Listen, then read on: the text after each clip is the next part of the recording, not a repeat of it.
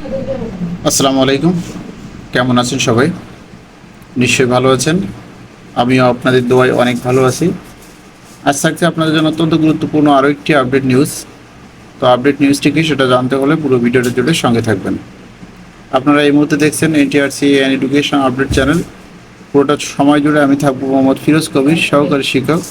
তো চলুন শুরু করা যাক আজকের যে গুরুত্বপূর্ণ আপডেট নিউজটি আছে সেটি নিয়ে কথা বলা যাক।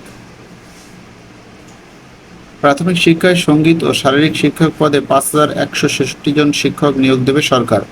নিয়োগের বিষয়টি জনপ্রশাসন হয়ে অর্থ মন্ত্রণালয়ের অনুমোদনের পর প্রজ্ঞাপন প্রকাশ করেছে প্রাথমিক ও গণশিক্ষা মন্ত্রণালয়।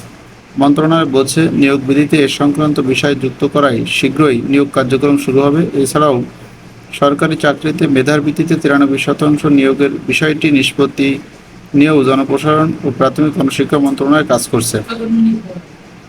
এ বিষয়ে মন্ত্রণালয়ের সচিব ফরিদ আহমেদ বলেন, সারা দেশে প্রাথমিক বিদ্যালয়গুলো ক্লাস্টারের মাধ্যমে পরিচালিত হয়ে আসে। প্রতিটি ক্লাস্টারে একজন সঙ্গীত বিষয়ক শিক্ষক ও একজন শারীরিক শিক্ষা বিষয়ের শিক্ষক নিয়োগ দেওয়া হবে। তিনি জানান, জনপ্রশাসন মন্ত্রণালয় ও অর্থ মন্ত্রণালয়ের অনুমোদনের পর সম্প্রতি এ বিষয়ে প্রজ্ঞাপন জারি করা হবে। খুব দ্রুতই আমরা নিয়োগ কার্যক্রম শুরু করব। বিশেষজ্ঞরা বলছেন, শরীরচর্চা মানুষের জীবনে অন্যতম অনুষঙ্গ। আমাদের দেশে শিক্ষার্থীরা স্কুলে যাওয়ার পর পিটি করে অভ্যস্ত, যা তাদের মস্তিষ্ককে গতিশীল করে। পাঠ গ্রহণের জন্য এটি খুবই উপযুক্ত। অন্যদিকে সঙ্গীত চর্চা নিয়মানুবর্তিতা শেখায় এবং চিন্তাশক্তি ও মানসিকভাবে উদ্দীপ্ত করে, যার ফলে খুব অল্প সময় শিশুরা শিখতে ও আত্মস্থ করতে পারে। কিন্তু দেখা যাচ্ছে, শিক্ষা এখন বাণিজ্য ধারায় চলছে। আগে দেখা যেত, যেসব স্কুলে কো-কারিকুলাম অ্যাক্টিভিটি বেশি ছিল সেসব শিক্ষার্থীদের সামাজিক অংশগ্রহণও বেশি থাকে, যা ক্লাসরুম লার্নিংয়ের জন্য খুবই গুরুত্বপূর্ণ। জানা যায়, বিদেশের স্কুলগুলোতে শিক্ষার পাশাপাশি শিক্ষার্থীদের শেখানোর রেওয়াজ আছে। কোরিয়াতে প্রতিটি স্কুলে শিক্ষার্থীদের পিয়ানো বাজানো শেখানো হয়। বাংলাদেশেও এমন একটি উদ্যোগ নেওয়া হয়েছিল, কিন্তু পরবর্তীতে শিক্ষক না থাকার কারণে এই বাদ্যযন্ত্রগুলো নষ্ট হয়েছে। শিক্ষার্থীরাও কিছু শিখতে পারেনি। অন্যদিকে চীনের শিক্ষার্থীদের শরীরচর্চা পাঠ্যক্রমের একটি অবিচ্ছেদ্য অংশ। ভিয়েতনাম, কম্বোডিয়াতেও এমন ব্যবস্থা রয়েছে। পার্শ্ববর্তী দেশগুলোতে যারা শিক্ষায় ভালো করছে তারা শুধুমাত্র ক্লাসরুমের শিক্ষায় নির্ভরশীল নয়, তারা নানাভাবে শিক্ষার্থীদের দক্ষ করে গড়ে তুলছে।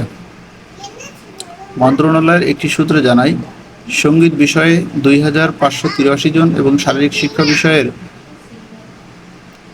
২,৫৮৩ জন শিক্ষক পদ সৃজন করা হয়েছে। এর আগে গত ২ মে প্রশাসনিক উন্নয়ন সংক্রান্ত সচিব কমিটির ১১তম সভায় এই প্রস্তাব অনুমোদন দেওয়া হয়।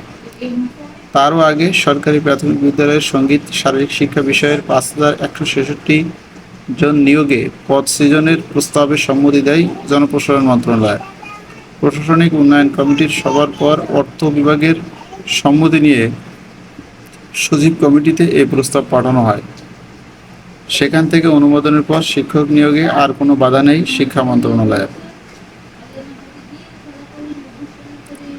প্রাথমিক ও গণশিক্ষা মন্ত্রণালয় জানায়, ২০২০ খ্রিস্টাব্দে সরকারি প্রাথমিক বিদ্যালয়ে সঙ্গীত ও শারীরিক শিক্ষা বিষয়ের শিক্ষক নিয়োগের প্রস্তাবনা তৈরি করা হয়। প্রাথমিক শিক্ষার মান বৃদ্ধি এবং প্রশাসনিক সংস্কারে উদ্যোগ নেওয়া হয়।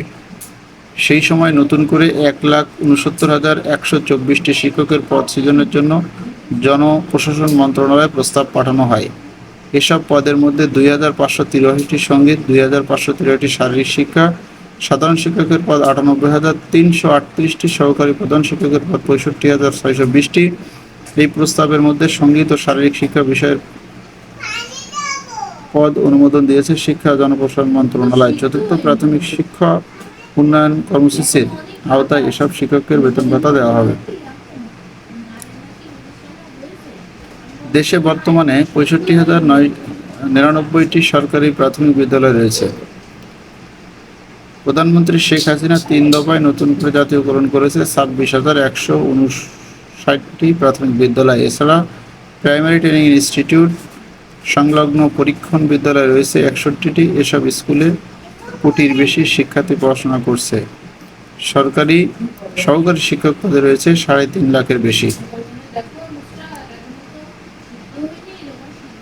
মন্ত্রণালয় আরও জানায়, এর আগে অর্থ মন্ত্রণালয় এসব শিক্ষক নিয়োগের প্রস্তাবনার অনুমোদন দেয়। বেতন ভাতার বিষয়ে অর্থ মন্ত্রণালয়ের আনুষ্ঠানিক সম্মতি পাওয়ার পর প্রস্তাবটি প্রশাসনিক উন্নয়ন সংক্রান্ত সচিব কমিটি পাঠানো হয়।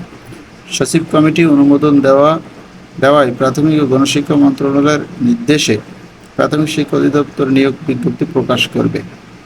এই বিষয়ে Asia South Pacific Association for Basic and Adult Education advocacy adviser KM Enamul Haque বলেন, আমাদের বিষয়ে বেশ কিছু চ্যালেঞ্জ থাকবে, যার মধ্যে উল্লেখযোগ্য হলো ক্লাস্টারে ভিত্তিতে শিক্ষকের ভূমিকা ও সঠিক নিয়োগ নিশ্চিত করা। তিনি বলেন, দুটি বিষয়ে ক্লাসরুমে কিভাবে করানো হবে, নিয়মিত পাঠদানের সঙ্গে কিভাবে যুক্ত করা হবে, দুটি বিষয় সঠিকভাবে করা গেলে অবশ্যই বলবো এটি একটি ভালো উদ্যোগ। তো এই ছিল এখনকার মতো গুরুত্বপূর্ণ আপডেট। তত দেখাবে নতুন আরেকটি কোনো ভিডিওতে। ততক্ষণ পর্যন্ত NTRC এডুকেশন আপডেট চ্যানেলটির সঙ্গে থাকবেন। বেশি বেশি লাইক কমেন্ট শেয়ার করবেন। ধন্যবাদ সকলকে। আসসালামু আলাইকুম।